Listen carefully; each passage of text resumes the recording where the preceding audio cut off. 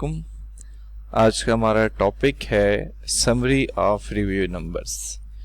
तो इसके अंदर कुछ नए पॉइंट्स भी लिखेंगे और कुछ प्रीवियस पॉइंट के विद एग्जांपल डिस्कशन भी होगी।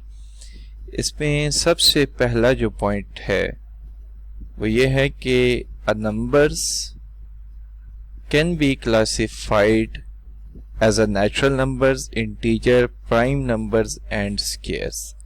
यानी कि बेसिकली जो नंबर्स होते हैं उनके हम डिफरेंट पोर्शंस बना सकते हैं। उसमें से एक पोर्शन हो सकता है नेचुरल नंबर्स का। उसमें से जो दूसरा पोर्शन निकल सकता है वो निकल सकता है इंटीजर्स का। इंटीजर्स में डेसिमल शामिल नहीं होते। 1, 2, 3, 4 ये हमारे पास इंटीजर होते हैं। इसमें से मजीद कोई पोर्शन निकल सकता है तो वो है प्राइम नंबर्स का।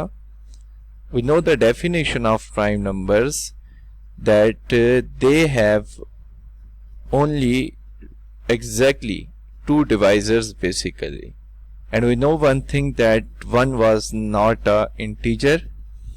एंड इसमें से मजीद एक पोर्शन निकल सकता है, वो निकल सकता है स्केयर नंबर्स का।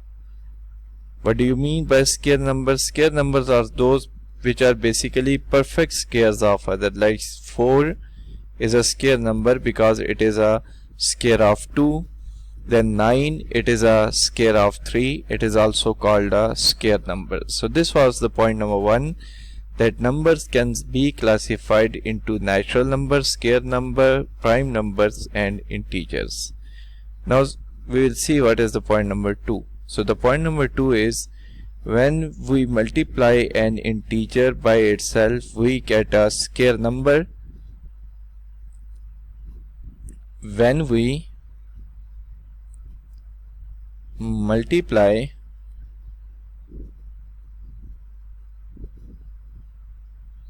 an integer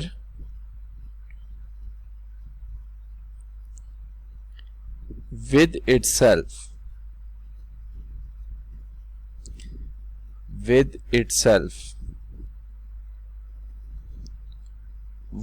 get a square number.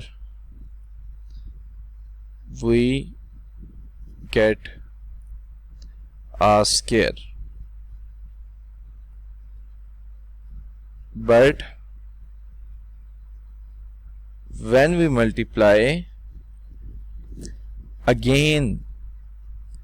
but when we multiply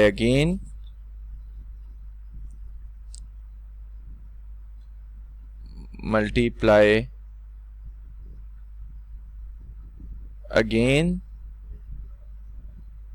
we get a cube.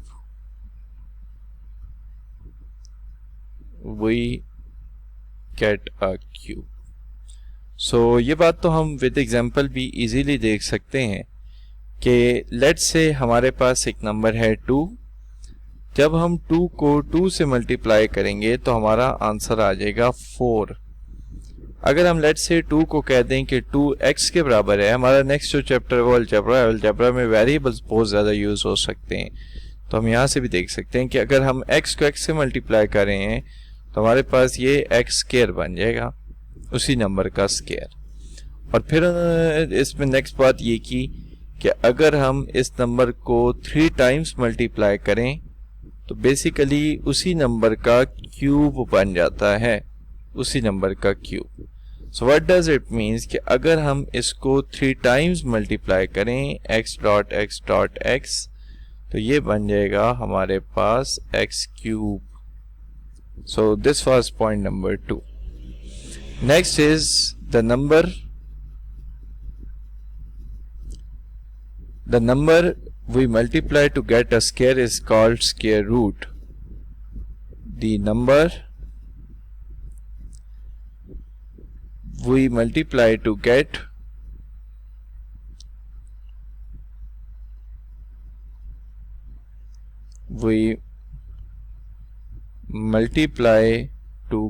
a square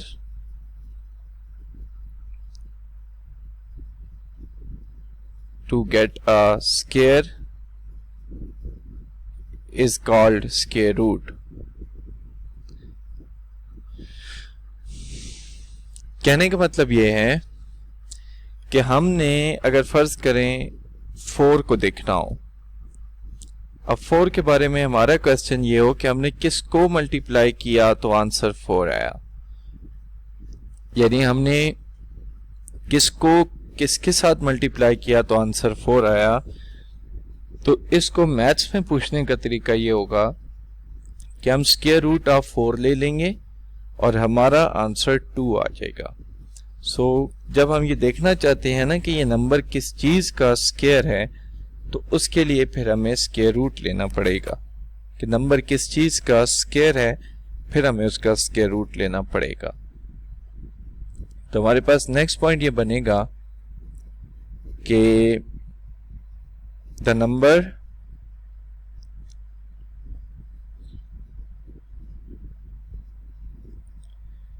we multiply to get a cube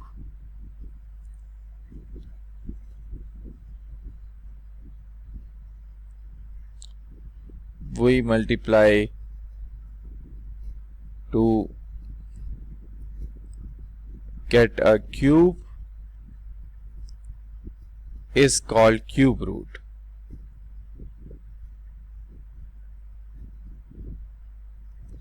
Is called cube root. यानी अगर हम ये देखना चाह रहे हैं कि किसी नंबर को अगर हम मल्टीप्लाई, यानी किसी नंबर का किस नंबर का हमने क्यूब लिया तो ये आंसर आया, तो उसके लिए हमें क्यूब रूट लेना पड़ता है। लेट्स से अगर देखा जाए 27, अगर हम 27 का क्यूब रूट ले लें तो हमारे पास फाइनल आंसर आता है 3। तो इसका बेसिक मतलब ये बनता है कि हमने 3 को 3 टाइम्स मल्टीप्लाई किया होगा तो हमारा आंसर 27 आया होगा।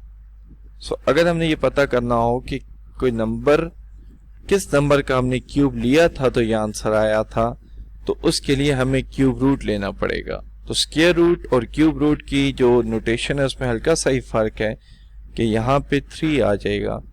यहाँ जब कोई वैल्यू नहीं लिखी होती तो इसका मतलब यह है कि वो वैल्यू 1/2 है, और जब यहाँ कोई वैल्यू लिखी होती है जैसे मैंने 3 लिख दिया, तो अब इसका मतलब ये बनेगा कि 27 whole raise to the power 1/3। अब क्योंकि हम 27 को 3 की पावर 3 लिख सकते हैं तो वो 3 3 से कट जाएगा और हमारे पास फाइनली आंसर इसका फिर 3 आ जाएगा। नेक्स्ट लेक्चर में यहीं से आगे पॉइंट नंबर 5 और 6 को कंटिन्यू करेंगे। अल्लाह हाफिज।